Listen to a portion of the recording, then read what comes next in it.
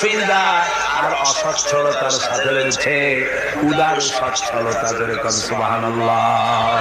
কাজে ভয় পাওয়ার কারণ নাই, হতাশ হওয়ার কারণ নাই। মন আশায় বুক বেঁধে রাখো। গুনাহ করেছ, হতাশ হয় না। যুবকদের গুনাহ করা স্বাভাবিক। ইউনিভার্সিটির ছাত্র, কলেজের ছাত্র, প্রফেসর, শিক্ষক, অফিসার ঘুষ খেয়েছেন, জিনা করা হয়েছে, মদ খাওয়া হয়েছে, মিথ্যা কথা বলা হয়েছে, যাই কিছু করেন না কেন ভয় পাওয়ার কারণ নাই, নিরাশ হওয়ার কোনো দরকার নাই। আল্লাহ পাক দেখে বলেছেন, কুল ইয়া ইবাদিয়াল্লাযীনা আসরাফু আলা আনফুসিহিম লা তাকনাতু মির রাহমাতিল্লাহ। আরে আমার আল্লাহর মতো এত ভালো আর কেউ আছে? এত দরদ আর কারো আছে? আমার আল্লাহ বলেন, ও নবী আপনি শুনে দেন, হে আল্লাহর বান্দারা, তোমরা যারা নিজেদের উপরে বাড়াবাড়ি করেছো, নিজেদের উপরে জুলুম করেছো, অত্যাচার করেছো, আমি আল্লাহর রহমত থেকে নিরাশ হয়ে যেও না। মানুষ যদি অপরাধ করে, বাপের সাথে অপরাধ করেছে, মায়ের সাথে অপরাধ করেছে, মা বাবা সন্তানের চাইতে এত বড় কল্যাণকামী তো আর কেউ নাই। কিন্তু মা বাবা কোনদিন বলে না, আয় আমার ছেলে তোরে মাফ করে দেই, এরকম বলে নাকি? মন চায় ছেড়ে দেবে, মাফ চাইতো, খুশি হয়ে মাফ করে দিতাম, কিন্তু কেন যে আসে না, ডাকে না যে আয় মাফ করে দেই। মা বাপ আপনাকে এত ভালোবাসে, সেই মা বাপও আপনাকে বলে না যে আয় মাফ করে দেই। আমার আল্লাহ হচ্ছেন এমন আল্লাহ, আল্লাহ রাব্বুল আলামিন ডাকেন, এ বান্দা খুন করেছিস ফিরে আয়, জিনা করেছিস ফিরে আয়, হত্যা করেছিস ফিরে আয়, চুরি করেছিস ফিরে আয়, কুফরি করেছিস ফিরে আয়, সুদ খেয়েছিস, ঘুষ খেয়েছিস, মদ খেয়েছিস ফিরে আয়। এসে আমার দরবারে চোখের পানি ফেল, আমার দরবারে কাঁদাকাটি কর। ইন্নাল্লাহ ইয়াগফিরুয যুনুবা জামিআ ইন্নাহু হুয়াল গফুরুর রহিম। আমার দরবারে চোখের পানি ফেলে কাঁদ, আমি রব্বুল আলামিন জিন্দেগীর গুনাহ মাফ করে দেব। সুবহানাল্লাহ, সুবহানাল্লাহ। আমার কাছে কাঁদ, চোখের পানি ফেল। আল্লাহ রাব্বুল আলামিনের কাছে বান্দার দুইটা ফোঁটা বেশি প্রিয়। একটা হলো জিহাদের ময়দানে যে রক্ত ফোঁটা দেওয়া হয়, এটা আল্লাহর কাছে প্রিয়। আর আল্লাহর ভয়তে গুনাহের জন্য লজ্জা করে, অনুশোচনা করে বান্দা যখন চোখের পানি ছেড়ে দেয়, আল্লাহর কাছে এটা অত্যন্ত প্রিয়।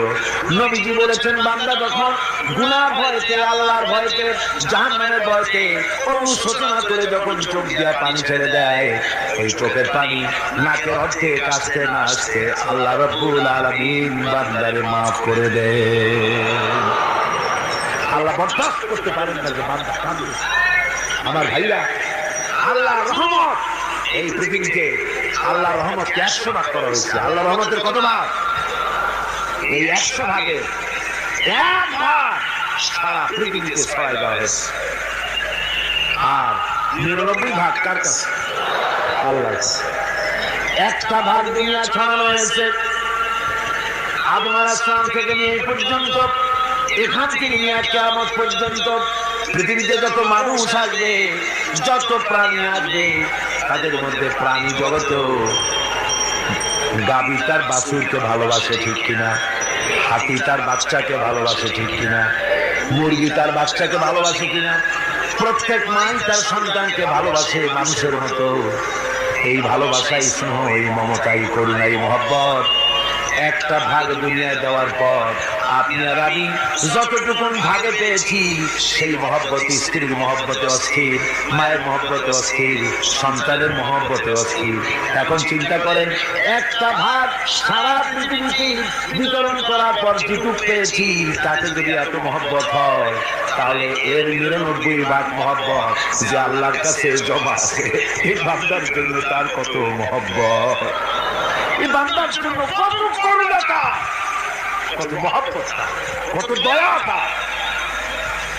এজন্য আল্লাহ রাব্বুল আলামিন বলেছেন, নাব্বি ইবাদি আন্নী আনাল গফুরুর রহিম।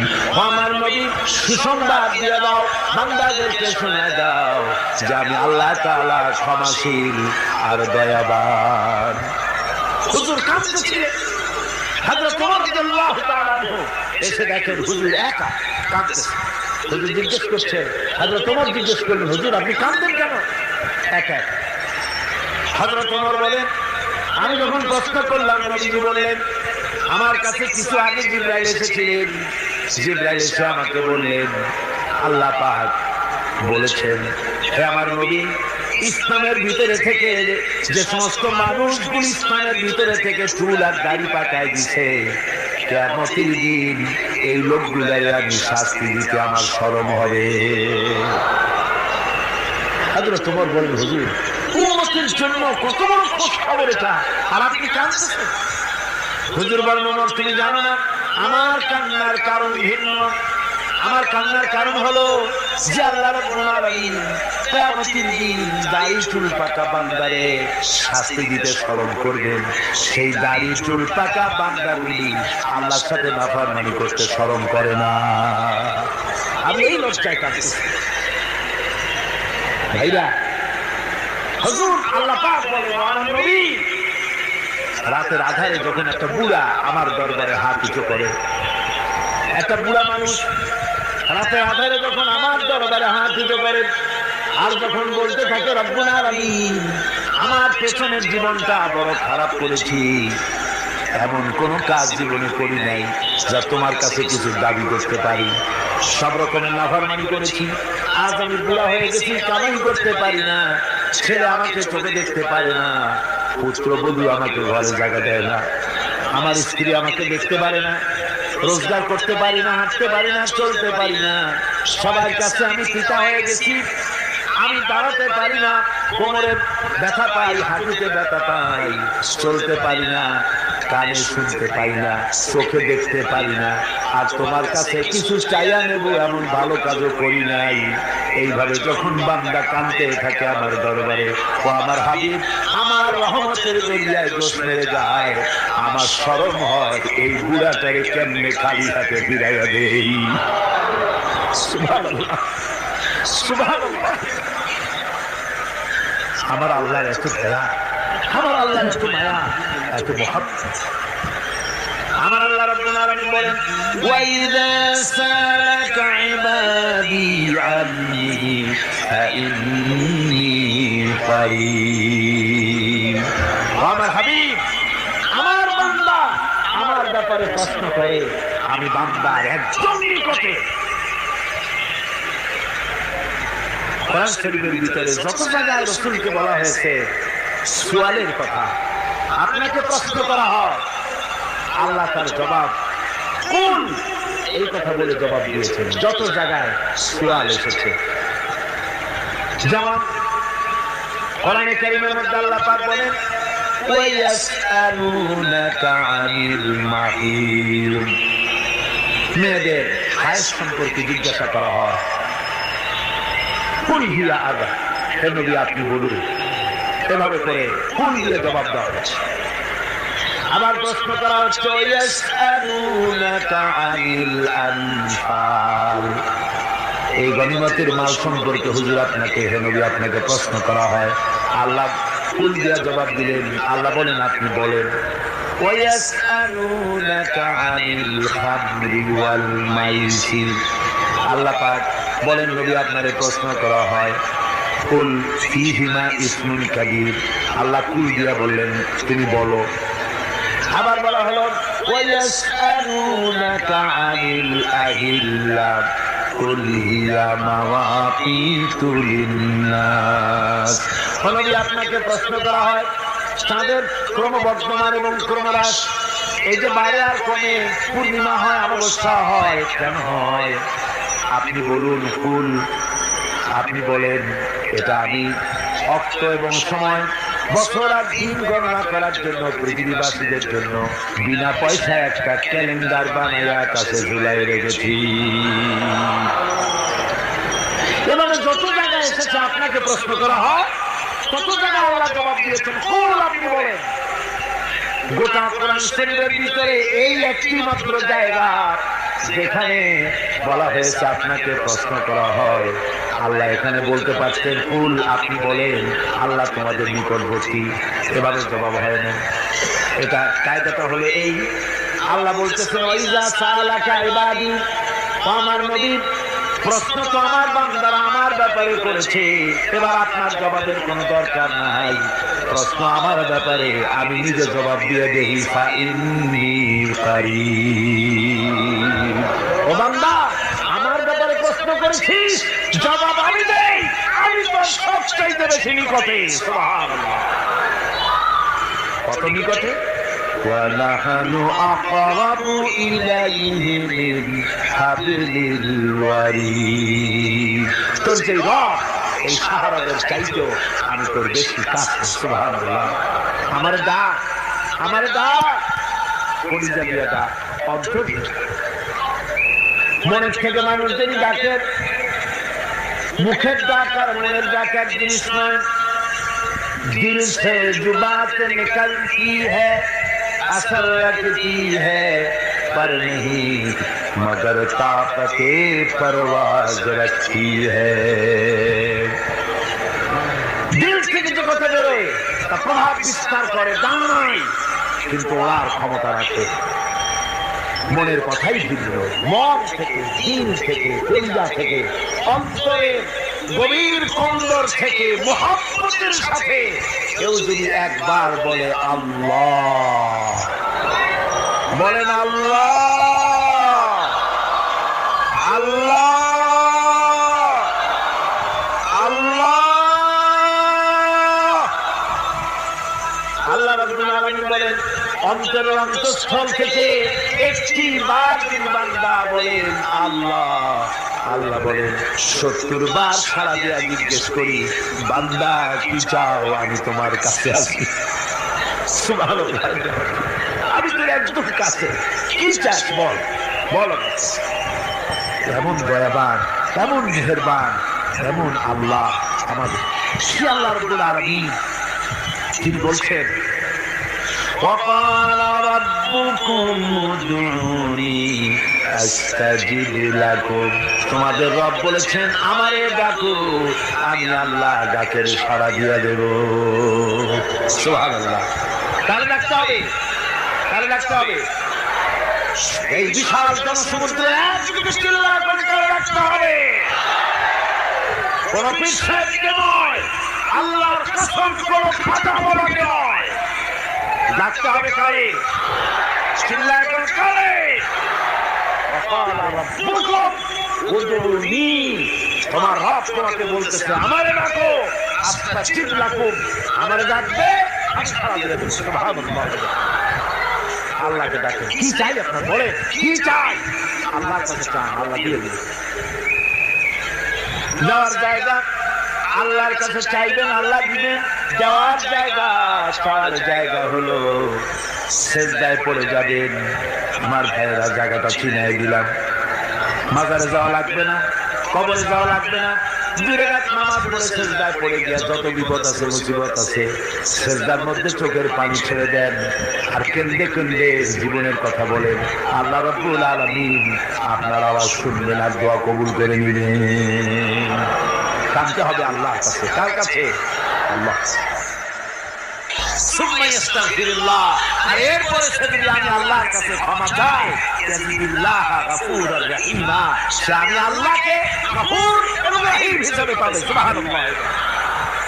আল্লাহকে গফুর এবং রহিম হিসেবে পাওয়া যাবে। সব আল্লাহকে বলতে হবে, গুনাহ মাফ চাইতে হবে। এই জন্য হুজুর সাল্লাল্লাহু আলাইহি ওয়াসাল্লাম দৈনিক 100 বার তওবা করতেন। কোন হাদিসে আছে 70 বার, কোন হাদিসে আছে 100 বার তওবা করতেন। নামাজের পরে তো প্রত্যেক নামাজই পড়তেন হুজুর, সালাম ফিরাতেন আর সাথে সাথে বলতেন আল্লাহু আকবার, আস্তাগফিরুল্লাহ, আস্তাগফিরুল্লাহ, আস্তাগফিরুল্লাহ। মনে থাকবে আপনাদের? মনে থাকবে? সালাম ফিরে কি বলবে? না, সালাম ফিরে আবার সাথে সাথে বলবেন আল্লাহু আকবার, তারপরে বলবেন আস্তাগফিরুল্লাহ, আস্তাগফিরুল্লাহ, আস্তাগফিরুল্লাহ। তওবা করবেন, আল্লাহর কাছে সবসময় গুনাহ মাফ চাইতে থাকবেন, বিনীত থাকবেন। আল্লাহকে পাওয়া যাবে, তাকে রহিম হিসেবে পাওয়া যাবে। সুতরাং ঈমান বিল্লাহ, আল্লাহর প্রতি ঈমান আনলে পরে চতুর্থ নম্বরে যে উপকারটা হবে সেটা হলো হতাশায় ভুগবে না, নিরাশায় ভুগবে না, আশায় বুক বেঁধে উঠবে, ঈমান মজবুত হবে, আল্লাহর কাছে মানুষ বিলীন হয়ে যাবে। এবার পঞ্চম নম্বরের উপকার আমি বলছিলাম, ঈমান বিল্লাহ, আল্লাহর প্রতি ঈমান আনলে পরে অসংখ্য উপকার হয়, অসংখ্য বৈশিষ্ট্যের আছে। এর 6টা উপকারের কথা আমি বলবো। কয়টা? অসংখ্য উপকারের ভিতরে প্রধান 6টি উপকারের কথা বলবো। এর বললাম কয়টা? 7টে বলছি। এবার বলো পঞ্চম উপকারের কথা। আল্লাহর প্রতি আপনি পূর্ব পশ্চিমে কতবার মুখ ঘুরালেন, এটাই কিন্তু আপনার আসল সৎ কাজ নয়। আসল সৎ কাজ হলো আল্লাহর প্রতি ঈমান। এই ঈমানের ব্যাপারে 3টা দিন আমরা পার করে দিলাম, এখনো কথা শেষ হয় নাই।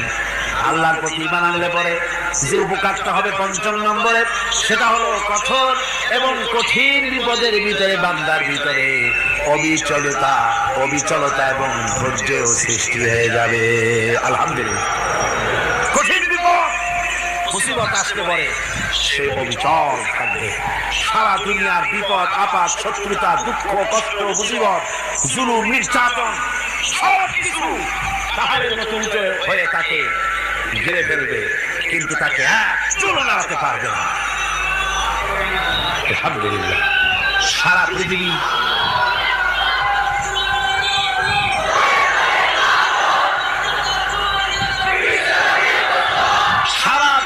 একদিকে আর সে একা একদিকে থাকবে। বিরোধিতা তো হবেই, বিপদ তো আসবে।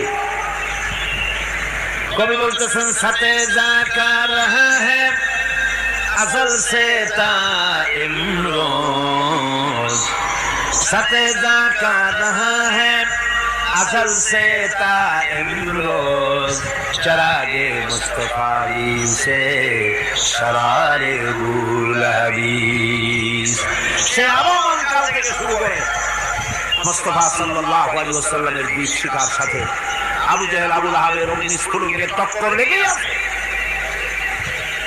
রাসূলুল্লাহ আল্লাহর দেওয়া বিধানে দ্বীনের বাতিটা টিম টিম করে চলেছে, আর গোলকি টর্নেডো হাজার হাজার মাইল বেগে হেরিকেন এসেছে, গোলকি এসেছে, টর্নেডো এসেছে, টাইফুন এসেছে, কিন্তু এই আলো নিভাইতে পারে নাই। সুবহানাল্লাহ। এই আলো নিভাতে পারে নাই। এই শত্রুতা ছিল কালে নিভাতে পারবে না। কারণ হচ্ছে আল্লাহ রাব্বুল আলামিন বলেছেন يريدون ليطفئوا نور الله بأفواههم والله متم نوره ولو كره الكافرون। তারা চায় মুখের ফু দিয়ে আমার আলোকে নিভিয়ে দেবে, কিন্তু আমি আমার আলোকে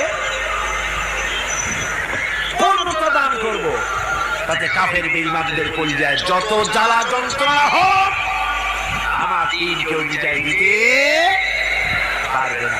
সুবহানাল্লাহ। সুতরাং বিপদে অবিচলতা আসবে, সকাল হবে, মজবুত হবে। কোরআনে কারীম বলতেছে ওয়া কাযালিকা জাআলনা লিকুল্লি নাবিয়্যিন আদুওয়াম মিনাল মুজরিমিন।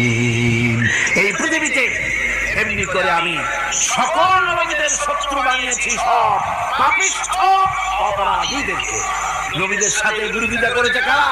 পাপিষ্ঠরা, অপরাধীরা। আজ খুঁজে দেখো আজও ইসলামী আন্দোলনের বিরোধিতা যারা করে সবগুলি কি পাপিষ্ঠ? সত্য কিনা কর? ইসলামী আন্দোলনের বিরোধিতা যারা করে হিসাব করে চোখ দিয়ে তাকায় দেখেন, খুঁজে দেখেন তাদের নামগুলি।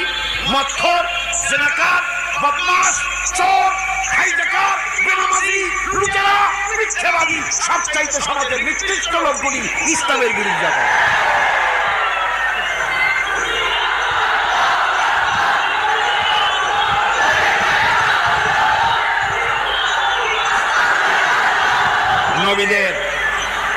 নবীদের শত্রু আল্লাহ বলেন সব যুগে নবীদের সাথে শত্রুতা করেছে পাপিষ্ঠরা। আল্লাহর কথা, কার কথা? সকল যুগে নবীদের সাথে শত্রুতা করেছে পাপিষ্ঠরা, নিকৃষ্ট ধরনের অপরাধীরা।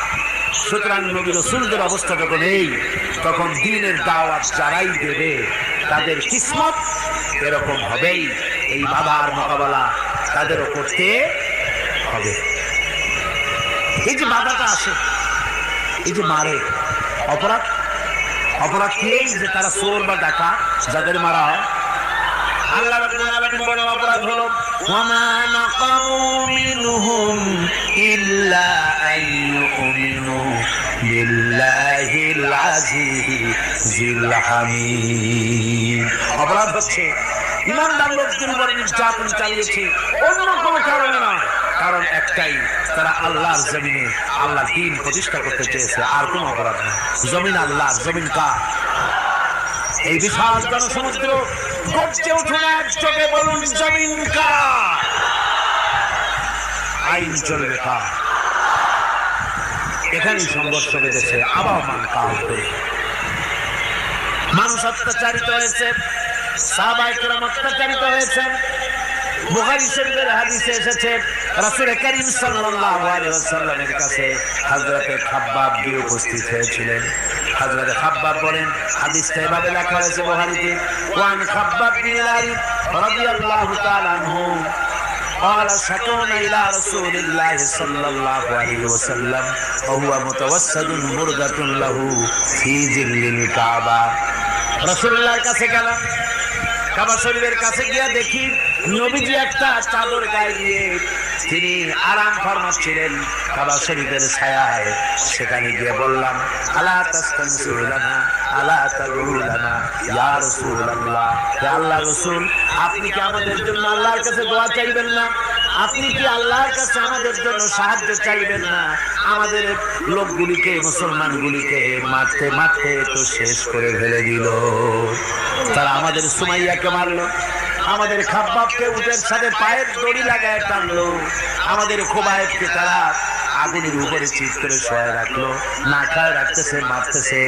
কষ্টে তো শেষ হয়ে গেলাম, হুজুর আপনি কি আমাদের জন্য দোয়া করবেন না?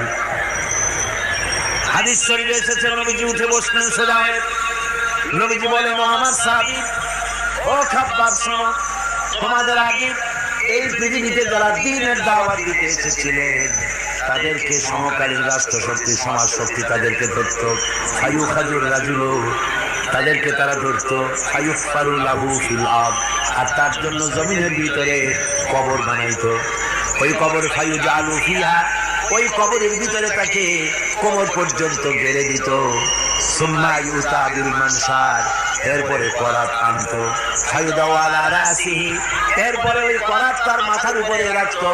ফায়ুজালু নিসফাইন, এরপরে করাত দিয়া চিরে জীবিত মানুষটারে দ্বিখণ্ডিত করে ফেলে দিত।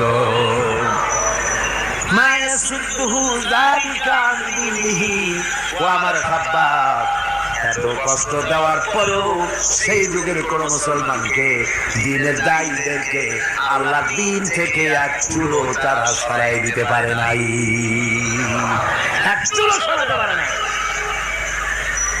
ওয়াল্লাহি খাব্বাব, আমি আমার আল্লাহর নামে কসম করে বলছি, লা ইউতাম্মান্নাল্লাহু হাযাল আমর হাত্তা ইয়াসিরা আর-রাকিবু মিন সানা ইলা হাযরামাত। আমি কসম করে বলি, আল্লাহ রাব্বুল আলামিন এই সানা থেকে হাজারাবাদ পর্যন্ত লোকেরা যাতায়াত করবে, সুন্দরী রমণীরা গমন করবে, সদাগরেরা যাতায়াত করবে, টাকা নিয়ে পয়সা নিয়ে যাতায়াত করবে। তাদের মনের মধ্যে লুটের ভয়, টাকার ভয়, চুরির ভয়, ডাকাতির ভয়, জেনার ভয়, হত্যার ভয়, ধর্ষণের ভয়, কোনো ভয় থাকবে না। লা ইয়াখাফু ইল্লাল্লাহ, আল্লাহ ছাড়া কোনো ভয় থাকবে না। এমন একটা সমাজ, এমন একটা সময় আসবে, ওয়ালাকিন্নাকুম তাস্তাজিলুন, অথচ খুব তাড়াহুড়ো তোমরা করতেছো। তাড়াহুড়ো করো না, সময় আসবে ইনশাআল্লাহ। আমার ভাইয়েরা, আমার বন্ধুগণ, কঠিন বিপদে অবিচলতা এবং ধৈর্যের দৃষ্টান্ত রেখে গেছেন আম্বিয়া আলাইহিস সালাম। সুবহানাল্লাহ। কঠিন বিপদে অবিচলতা, স্থিরতা, ধৈর্য কারে বলে, তার দৃষ্টান্ত কারা রেখেছেন? আম্বিয়া আলাইহিস সালাম। ওনারাই আমাদের আদর্শ, নবীরাই আদর্শ। সাহাবায়ে কেরাম রিদওয়ানুল্লাহ তাআলা আলাইহিম আজমাইন আমাদের আদর্শ। ভাইরা আমার, মুসা আলাইহিস সালামকে ফেরাউন যখন ঘিরে ফেলে দিল, কোরআনের সব কথা গল্প গুজব আর ইতিহাসের জন্য লেখা হয় নাই। কোরআনের মধ্যে যা লেখা হয়েছে সব বান্দাদের উপদেশের জন্য, যাতে করে লোকেরা চিরটা কাল এর থেকে উপদেশ নিয়ে নিজেদের তৈরি করতে পারে। জোরে বলেন সুবহানাল্লাহ। মুসা আলাইহিস সালামের কথা আল্লাহ বলেন, ফেরাউন তাকে ঘিরে ফেলে দিল, পালাবার রাস্তা নেই। ফালাম্মা تراءى الجمعان قال أصحاب موسى إنا لمدركون। মুসা আলাইহিস সালামের উম্মতেরা বললেন, হে মুসা, পাকড়াও হয়ে গেছি, পালাবার রাস্তা নাই। তিন দিক থেকে আমাদেরকে ঘেরাও করেছে ফেরাউনের শক্তি। সামনে কি দরিয়া, আর তিন দিকে কি ঘেরাও আন্দোলন। পালাবার পথ নাই, পালাবার পথ নাই, সারাশি আক্রমণ, ঘেরাও আন্দোলন। এই যে ঘেরাও টেরাও তো আজকে নতুন নাই, ঘেরাও আসছে অনেক আগের থেকে। আসলে কথা বুঝতে পেরেছি। মাইক না থাকলে আমি কি করবো? আজকে এরকম হচ্ছে কেন? আগামীকাল ঠিক হবে ইনশাআল্লাহ, রাগ করেন না। গান হচ্ছে, বসেন বসেন। শয়তান ঢুকছে মাইকের মধ্যে। অনেক সময় হয় কি, মাইকের হাই পাওয়ারের যে মেশিন আছে, এর ভিতরে ইথার থেকে রেডিওর ওই গানগুলি ওর মধ্যে ঢুকে পড়ে। কথা বুঝতে পেরেছি। এই জন্য শয়তান তো আর বসে থাকে না, ওরও কিছু করার আছে। ধৈর্য ধরেন, ধৈর্য ধরেন। কালকে অপারেটরদেরকে মাওলানা শামসুদ্দিন সাহেবের কাছে অনুরোধ করবো, অপারেটর একটু ভালো করে হেদায়েত করে দেবে। মাইকে আজকে আমার নিজেরও কষ্ট হচ্ছে, আমিও বুঝতে পারছি না যে আমার কথাগুলি কি আওয়াজে বেরোচ্ছে, যার জন্য আমাকে বেশি চিল্লাইতে হচ্ছে। বক্তাকে কি লাউডে তার কথা বেরোচ্ছে তা তার কানে আসতে হয়, তাহলে বোঝা যায় যে আমার কথাগুলি কিভাবে বেরোচ্ছে। এটা এই অবস্থায় সিচুয়েশন আজকে নাই, এবং লোকেরাও মাইকের ব্যাপারে আজকে অভিযোগ করেছে, যা বিগত 16 বছরে করে না। সেটের ব্যাপারে কোথাও কোনো অসুবিধা হয়েছে? মাইকটা ভালো, এবং মাইক যারা দেন প্রতি বছর খেদমত করে, আল্লাহ তাদের প্রতি রহম করুন। সবাই বলেন আমিন। এদেরকে রাগ করে পথে পাই আবার মারধর করেন না। সিলেটের যে তাফসীর মাহফিল হয়, বিগত 19 বছর তাফসীর করেছি একটানা, এবার 20 বছর পুরো হবে ইনশাআল্লাহ। সিলেটে একটানা 20 বছর তাফসীর করতেছি সেখানে। তো মাইক একটা লোক বিনা পয়সা মাইক দেয়, মাইকের ভাড়া সে নেয় না। তাফসীরের মাহফিলের মাইকের ভাড়া নেয় না। যে বছর এরশাদ সরকার আমাকে প্লেন থেকে নামতে দিল না, আপনাদের মনে আছে, সিলেট থেকে ফিরাই দিল। এই খবরটা মাইকম্যান যখন শুনেছে যে আমাকে নামতে দেয় নাই, ফিরে দেওয়া হয়েছে, সাথে সাথে স্ট্রোক করেছে, হাত ফেল করে দুনিয়া থেকে বিদায় হয়ে গেছে। সিলেটে তাফসীর হতে পারবে না এই কথা সে বরদাস্ত করতে পারে না। আমি কেঁদেছি আর দোয়া করেছি, আল্লাহ কোরআনের মহব্বতের বক্তার এই অবস্থা হলো, তোমার জান্নাত তুমি দয়া করে তাকে দান করে দিও। কাজে কোনো ব্যবসায়ী চায় না যে তার ব্যবসাটা খারাপ হোক, লোকেরা মন্দ বলুক। এই মাইকের ব্যাপারে আপনারা আজকে রাগারাগ করেন না, যা হয়েছে কালকে ভালো হবে ইনশাআল্লাহ। সবাই বলেন ইনশাআল্লাহ। এখন চলেন আমরা ফেরাউনের অবস্থা দেখি গিয়ে কি করতেছে ফেরাউন। মুসা আলাইহিস সালামকে ঘেরাও করে ফেলেছে, পালাবার উপায় নাই। একদিকে দরিয়া, তিন দিকে ফেরাউনের শক্তি। এই যে ঘেরাও ফেরাও মানে নতুন তো না, ধর্মঘট নতুন না, পুরানো জিনিস। এই পৃথিবীতে সর্বপ্রথম ধর্মঘট কিসের উপরে হয়েছে জানেন? এই পৃথিবীর প্রথম ধর্মঘট হয়েছে পেঁয়াজ রসুন আর ডাইলের উপরে। মুসা আলাইহিস সালামের জমানায় লা নাসবিরা আলা তাআমিন ওয়াহিদ, আমরা এক রকমের খাদ্য আর খাবো না, আমাদের পেঁয়াজ দেওয়া লাগবে, ডাল দেওয়া লাগবে, রসুন দেওয়া লাগবে। সর্বপ্রথম ধর্মঘট হয় মুসা আলাইহিস সালামের জমানায়, সেখান থেকে শুরু হয়েছে। কিন্তু মশাল মিছিল যে আসতো কই থেকে এইটা আমি খুঁজে পাই। পরে প্রত্যেকটা জিনিসের ইতিহাস আছে, আমি খুঁজতে খুঁজতে পেলাম।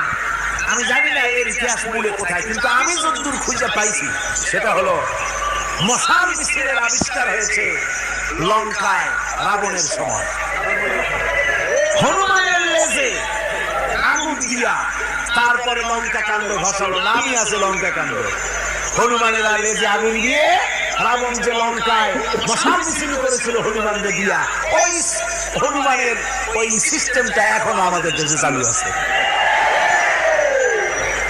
এইটা আসলে কোন ভদ্রলোকের এই মিছিল হওয়া উচিত না। আগুন কিসের মিছিল? আগুন হলো জাহান্নামের প্রতীক। আগুন কিসের প্রতীক? জাহান্নামের প্রতীক। যেগুলো আমাদের মধ্যে কাজে লাগে কাজে লাগে। সুতরাং আমরা যা করব প্রত্যেকটা জিনিসের পেছনে সুন্নতে নববীর কোনো না কিছু থাকতে হবে। কথা বুঝতে পেরেছেন? তিন দিক থেকে ঘেরা হয়ে গেছে, পালাবার কোন রাস্তা। হযরতে মুসা আলাইহিস সালামের কাছে উম্মতরা বললেন, পালাবার তো কোনো পথ নাই, এখন উপায়টা কি? আমাদের তো আর উপায় নাই। মুসা আলাইহিস সালাম দেখেন বিপদে পড়ে গেছেন, কিন্তু ধৈর্য হারান নাই, ভয় পান নাই। ভয় পাইছিলেন? ভয় পেয়েছেন? প্রশ্নই ওঠে না। মুসা আলাইহিস সালাম আল্লাহ পাক যাদেরকে বলেছেন উলুল আযম, রাসূল যাদের বলেছেন তার মধ্যে হযরত মুসা উলুল আযম। চারটিদেরই কথা না, আল্লাহ কথা বলছেন তার সাথে, কালিমুল্লাহ। সুবহানাল্লাহ। মুসা আলাইহিস সালাম শুনলেন, কাল্লা ইন্না মাইয়া রাব্বি সায়াহদিন। কখনো আমার উম্মতেরা ভয় পেও না, আমার রব অবশ্যই আমাকে পথ দেখাবে। সুবহানাল্লাহ। তিন দিক থেকে শত্রু, একদিকে দরিয়া, পালাবার কোন রাস্তা নাই। সেখানে দৃঢ়তার সাথে তিনি বলছেন, অবশ্যই আমার আল্লাহ আমার পথ দেখাবে। সুবহানাল্লাহ। নবীরা এই দৃঢ়তা দেখিয়েছেন, অবিচলতা দেখাচ্ছেন। আল্লাহ পাক মুসা আলাইহিস সালাম যখন এই দৃঢ়তা দেখালেন, এই অবিচলতা দেখালেন, সঙ্গে সঙ্গে জিবরাইল এসে হাজির হয়ে গেলেন। আল্লাহ পাক বলেন, আওহাইনা ইলা মুসা আন আদরিব বিআসাকাল বাহরা ফানফালাকা ফাকানা কুল্লু ফিরকিন কাত্তাউদিল আযীম।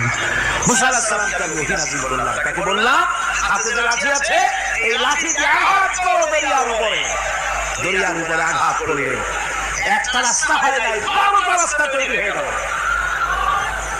আর দেওয়ালগুলা পাহাড়ের মতো উঁচা হয়ে গেল।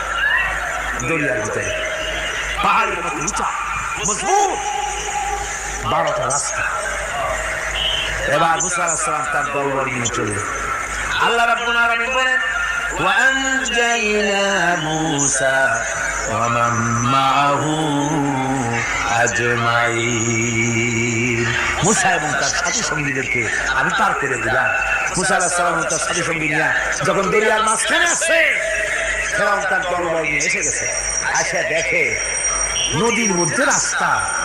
বাবা, উঠতে কায়দা। ও মনে করছে ওর বাজানের তৈরি করা ডিস্ট্রিক্ট বোর্ডের রাস্তা। ওর লোকজন নিয়ে নেমে গেছে দরিয়ার ভিতরে। ও আসছে মাঝখানে, মুসা আলাইহিস সালাম চলে গেছে ওপা দরিয়া পা। মাঝখানে যখন এসে গেল, আল্লাহ রাব্বুল আলামিন পানিকে অর্ডার করলেন কোন। আল্লাহ তো বটন টেপা লাগে না, মুখ দিয়া কোনো হুকুম করা লাগে না, শুধু বলেন কোন। যে ব্যাপারে কোন বলেন ছায়া কোন সাথে সাথে হয়ে যায়। আল্লাহ বললেন কোন, আর অমনি রাস্তা বন্ধ হয়ে গেল। এবার তুফান শুরু হয়েছে নদীতে, ঢেউয়ের উপরে ঢেউ, মওজুন কাল জিবাল, পাহাড়ের মতো উঁচু হয়ে হয়ে ঢেউ আসতেছে। দলবল ঘোড়া আর অস্ত্রপাতি যা ছিল সব মেরেছে। এবার ফেরাউন একা উপরে ওঠে আর নিচে নামে, পানি খেতে খেতে পেটের কাম সারা, জনমের খাওয়া খাইছে পানি। এখন জানটা মাছ মারার উপায় নাই, মাছ মারার উপায় নাই। ফেরাউন তার নিজের জীবন সম্পর্কে হতাশ হয়ে গেল। এবার ফেরাউন বলতেছে, আমানতু আন্নাহু লা ইলাহা ইল্লাল্লাযী আমানাত বিহি বানু ইসরাঈল। আমি ঈমান আনলাম, আমি ঈমান আনলাম আল্লাহ ছাড়া কোনো ইলাহ নাই। ওই আল্লাহর উপর ঈমান আনলাম যে আল্লাহর উপর ঈমান এনেছে বনি ইসরাঈলরা। আল্লাহ যাকে ঠিক পাইছে কোন আল্লাহর উপর ঈমান আনছে, বনি ইসরাঈলের আল্লাহর উপর ঈমান আনলাম। আল্লাহ এই তো মুসলমান হয়ে গেছে, এরপরও আমার সুবহ কেন? আল্লাহ রাব্বুল আলামিন জবাবে বলেন, আল আন, এখন ওয়াকাদ আসাইতা ক্বাবলু ওয়া কুনতা মিনাল মুফসিদিন। এখন ইমানের কথা বলছো, অথচ যুগের পর যুগ, বছরের পর বছর ধরে আমার মানুষের উপরে মন করা আইন চালাইছো, আমার পেগম্বরের সাথে বেয়াদবি করেছো। আজ তোমাকে আমি ছাড়ছি না, তোমাকে আজকে ছেড়ে দেব না, আমি তোমাকে মারব। আর সমস্ত প্রাণীগুলিকে, স্থলচর প্রাণীগুলিকে আল্লাহ পাক অর্ডার দিয়ে দিলেন, এই ফেরাউনের লাশকে ডুবাবি না, পচাবি না, খাবি না। আল-ইয়াওমা নুনাজ্জিকা বিবাদানিক, আমি তোমার শরীরে বাঁচাই দেব। পোকে খাবে না, পানিতে পচবে না, মাছে খাবে না, কুমিরে খাবে না, দুনিয়ার কোনো পশুতে খাবে না। আমি তোরে শুটকি বানাইয়া রাখবো, যাতে করে দুনিয়ার সমস্ত ফেরাউন যত যুগে যুগে আছে তোরে দেখে যেন হেদায়েত নিতে পারে।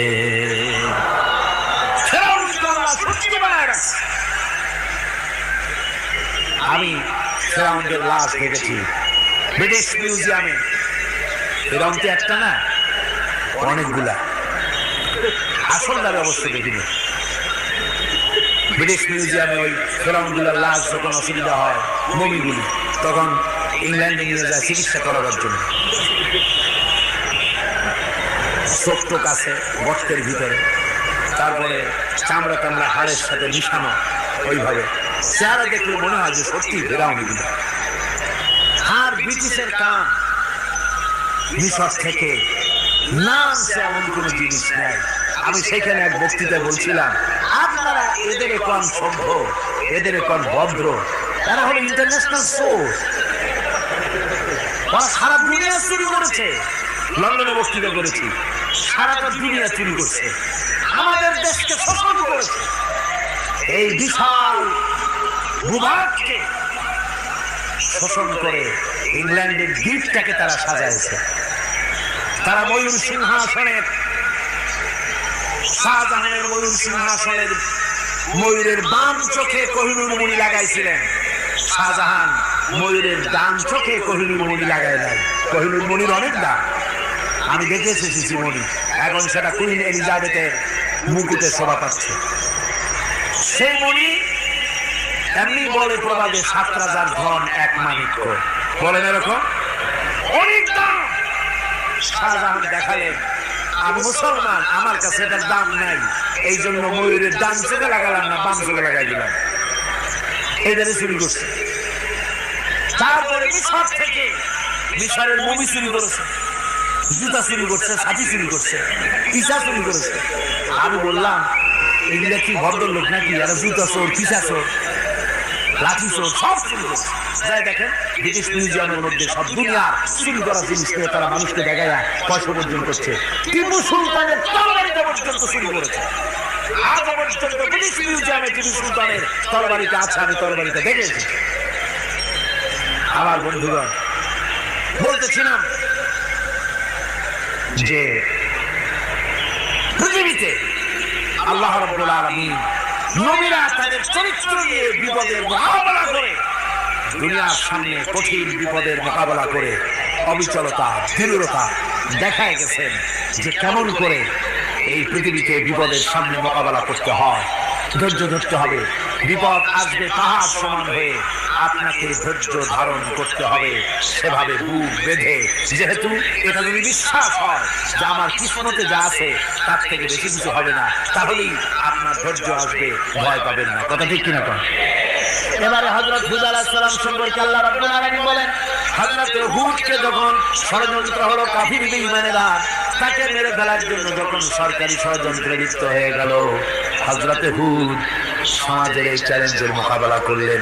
হযরত হুদ বলেন, ফাকিদুনি জামিআন সুম্মা লা তুনজিরুন ইন্নী তাওয়াক্কালতু আলাল্লাহি রাব্বি ওয়া রাব্বিকুম।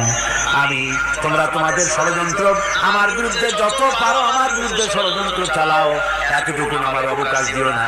আমি এমন আল্লাহর উপরে ভরসা করেছি যার হাতের ভিতরে তোমাদেরও জান আর আমারও জান।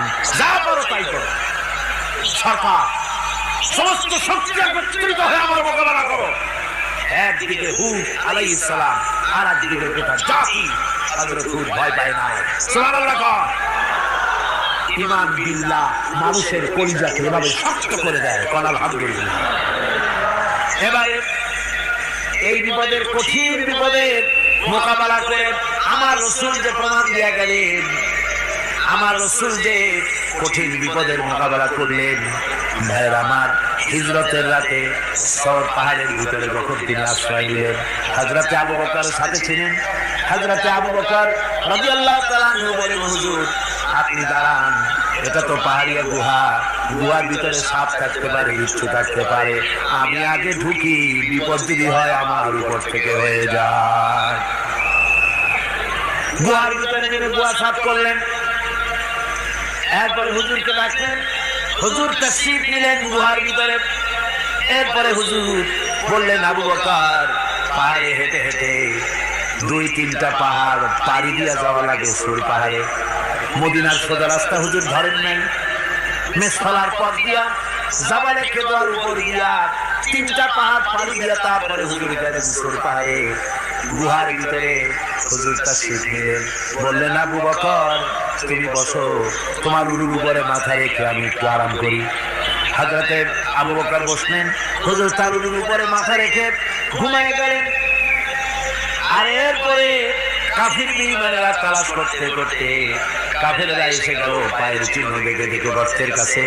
হযরত আবু বকর ভয় থেকে কেঁদে ফেললেন, আহারে আর তো উপায় নাই, এবার তো ধরা পড়ে গেছি, এবার নবীজিকে মেরে ফেলে দেবে। নবীর মহব্বতে, নিজের মহব্বতে নয়, নবীর মহব্বতে কাঁদতেছিলেন। হুজুর বলেন, হুজুরের ঘুম ভেঙে গেল। বলো, আবু বকর কাঁদবে কেন? ছেলের কথা, মেয়ের কথা, বিবির কথা, বাড়ির কথা মনে পড়লো নাকি? হযরত আবু বকর বলেন, ইয়া রাসূলুল্লাহ, আল্লাহর কসম করে বলি, যেদিন ঈমান এনেছি এই কলিজার ভিতরে মা বাপ, স্ত্রী, পুত্র, পরিজন, এমনকি আমার নিজের জীবনের চাইতে আপনার বেশি ভালোবাসি। কাঁদবো কেন? কাঁদবো কেন? হযরত আবু বকর বলেন, হুজুর ধরা পড়ে গেছে, কাফেররা এসে গেছে, মসজিদের কাছে তাকালি আমাদের দেখতে পাবে, আমরা তো মাইনরিটি, ওরা তো মেজরিটি, আমরা তো ধরে মারি ফেলাই, আপনাকে মেরে ফেলে দেবে, এই জন্য কাঁদবে। আল্লাহ রাব্বুল আলামিন হুজুর তখন কি দৃঢ়তা, কি অবিচলতা, কি ধৈর্যের পাহাড় সম মনোবৃত্তি তখন দেখালেন। আল্লাহ কোরআন শরীফে চিরকাল যাতে মানুষেরা হেদায়েত নিতে পারে সেজন্য হুজুরের কথা উঠায় দিলেন কোরআনে। আল্লাহ পাক বলেন, ইযহুমা ফিল গাদ ইয ইয়াকুলু লিসাহিবিহি লা তাহজান ইন্নাল্লাহা মা'ানা। ও বন্ধু, ভয় পেও না, আল্লাহ আমাদের সাথে আছে। সুবহানাল্লাহ। আল্লাহ আমাদের সাথে আছে, আমরা মাইনরিটি নই, আমরা মেজরিটি। আল্লাহ আছে আমার সাথে, ভয় পাওয়ার কোনো কারণ নেই। সুবহানাল্লাহ। আল্লাহ পাক বলেন ফাআনজালাল্লাহু সাকিনাতাহু আলাইহি ওয়া আইয়াদাহু বিজুনুদিন লাম তারাওহা। আমি এদের অন্তরের ভিতরে আমি শান্তি নাজিল করে দিলাম, প্রশান্তি দিয়া দিলাম, আর আমি সাহায্য করলাম, আর এমন সব সৈন্য পাঠায় দিলাম যে সৈন্যগুলি তোমরা দেখতে পাও নাই। সুবহানাল্লাহ। ভাইরা আমার, রাসূল কারীম সাল্লাল্লাহু আলাইহি ওয়াসাল্লাম এই বিপদের মাঝে, চরম বিপদের মাঝে অবিচলতা, দৃঢ়তা, কঠিন আত্মনির্ভরতা দেখিয়েছেন। এগুলি হলো ঈমানের পঞ্চম নম্বরের উপকারিতা। আল্লাহর প্রতি ঈমান আনলে এভাবে পাহাড় সম ঈমান মজবুত হয়ে যায়। জেলের পরোয়া করি না, ফাঁসির পরোয়া করি না, শহীদ হওয়ার পরোয়া করি না, মেরে ফেলে দেবে, উড়ায় দেবে, হত্যা করবে, পরোয়া করি না। পরোয়া করি কেবলমাত্র কাকে? জোরে বলেন কারে? এইরকম মুসলমান হাজার হাজার লাখ লাখ দরকার নাই, 313 জন যথেষ্ট। কয়জন যথেষ্ট? 313 জন যথেষ্ট। বদরে যারা জান দিয়ে, মাল দিয়ে দিনকে প্রতিষ্ঠিত করেছিলেন, এরকম 313 জনই যথেষ্ট ছিল। এই দৃঢ়তা, এই অবিচলতা, এই মান, এই ধৈর্য শিক্ষা দেয়, এই উপকার করে ঈমান বিল্লাহ। আল্লাহর প্রতি ঈমান আনলে এভাবে পাহাড়ের মতো শক্ত হয়ে যায় কলিজা। কোন আলহামদুলিল্লাহ। আমার বন্ধুগণ, এবার আমি বলবো সর্বশেষ উপকারের কথাটা বলি, মোনাজাত ছেড়ে দেব। কয়টার কথা বলছিলাম? উপকার ছয়টা উপকারের কথা বলেছি। অনেকগুলি বৈশিষ্ট্য, অনেকগুলি উপকারের মধ্যে আল্লাহর প্রতি ঈমানের 6টা উপকারের কথা 5টা বলা হয়ে গেছে। এবার 6ষ্ঠ নম্বর এবং শেষ নম্বর, এটা হচ্ছে আল্লাহর প্রতি ঈমান আনলে পরে তার দ্বারা সবচাইতে বেশি ফায়দা পায় সমাজ এবং রাষ্ট্র। বল আলহামদুলিল্লাহ, বল আলহামদুলিল্লাহ। আল্লাহর প্রতি ঈমানের দ্বারা নৈতিক সংশোধন হয় এবং রাষ্ট্র আর সমাজ সবচাইতে বেশি উপকৃত হয়। কারণ হলো ঈমানদার ব্যক্তি আল্লাহর প্রতি ঈমান এনেছে, তার মনের মধ্যে ধারণা এটা হয় আমার কোনো কাজ তো গোপন থাকে না। ইন্নাল্লাহা লা ইয়াখফা আলাইহি শাইউন ফিল আরদি ওয়ালা ফিস সামা। আল্লাহর কাছে গোপন বলতে কিছু নাই, আকাশেও নাই, জমিনেও নাই, কোনো কিছু গোপন নাই। সুতরাং আমি যা করি সব আল্লাহ দেখেন এবং শোনেন। এমনকি মানুষ যে কল্পনা করে সে কল্পনাও আল্লাহ টের পায় না, নাকি? টের পায় কিনা?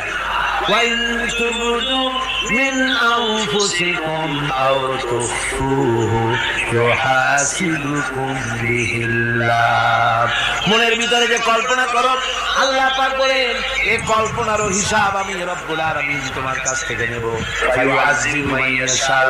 যারে খুশি শাস্তি দেব, আর যারে খুশি আমি মাফ করে দেবো। জোরে বলেন সুবহানাল্লাহ। যারে খুশি মাফ করবো, যারে খুশি শাস্তি দেব, কল্পনারও হিসাব নেব। এই কথা মুমিনের যদি জানা থাকে তাহলে আর তার কোনো চিন্তা থাকে না, তার নৈতিক চরিত্র ভালো হয়ে যায়। কোন সুবহানাল্লাহ। আমার বন্ধুগণ, ঈমানদার লোক আল্লাহর প্রতি ঈমান আসলে পরে সমাজ উপকৃত হয়, রাষ্ট্র উপকৃত হয়ে যায়। যেহেতু বান্দা জানে আমি দায়িত্বহীন কোনো কথা বলতে পারবো না, দায়িত্বহীন কোনো কাজ করতে পারবো না।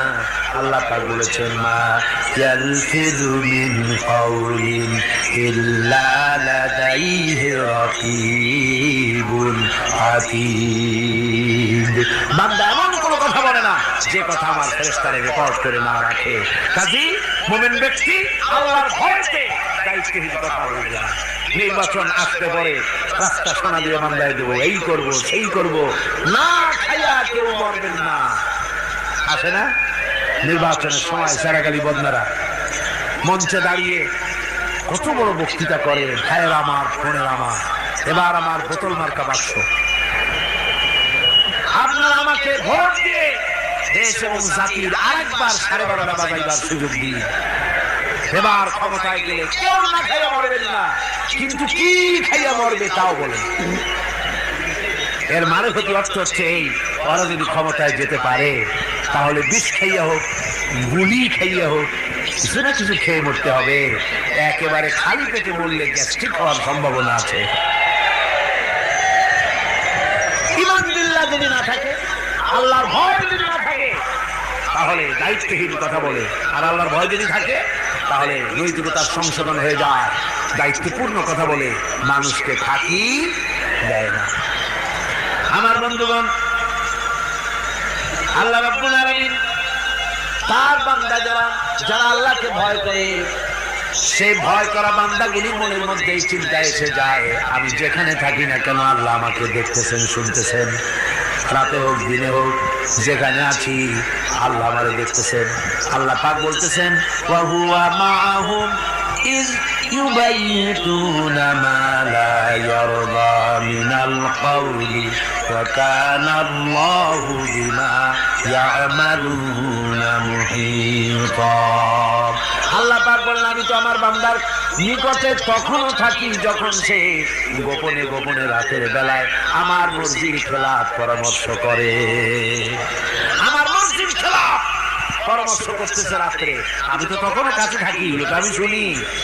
ঈমান যদি আসে, তাহলে এই সব কাজ থেকে সে বিরত থাকে। সে যদি কম হয় সেখানেও আল্লাহ, বেশি যদি হয় সেখানেও আল্লাহ। এমন কোন জায়গা আছে নাকি চিটাগাঙে যেখানে আপনি একটা আকাম করবেন আর আল্লাহ চার পাবে না? কল আছে নাকি? আচ্ছা, চট্টগ্রামে না থাকুক, বাংলাদেশের কোন জায়গা আছে নাকি? পার্বত্য চট্টগ্রামে যত পাহাড় আছে, উঁচু নিচু জায়গা আছে, ওই জায়গায় বোধহয় আছে নাকি? সারা পৃথিবীতে আছে কোথাও? আল্লাহকে ফাঁকি দেওয়ার জায়গা কোথাও? সব স্পষ্ট। আল্লাহ কি ঘুমায় নাকি? ঘুমায়? তার কাছে দিনও যা, রাতও তা। সমানে তিনি দেখতে পান, শুনতে পান, সবকিছু দেখতে পান, সবকিছু শুনতে পান। তাকে ফাঁকি দেওয়ার কোনো উপায়। এই জন্য ৬০ নম্বরের উপকার যেটা হয়, সেটা হলো সমাজ উপকৃত হয় ওই মানুষ দিয়ে যার মধ্যে ঈমান আছে।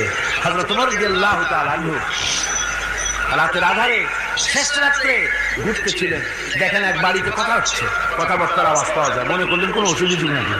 ঘরে গিয়ে কান পাচ্ছেন দেওয়ালের সাথে, শুনতে পাচ্ছেন ভিতরে বুড়ি মা তার মেয়েকে বলছে, উঠের দুধ দোয়াই নিয়ে আসছি, এর মধ্যে পানি মিশা, তারপর সকালে বাজারে নিয়ে যা। মেয়ে বলছে, মা এই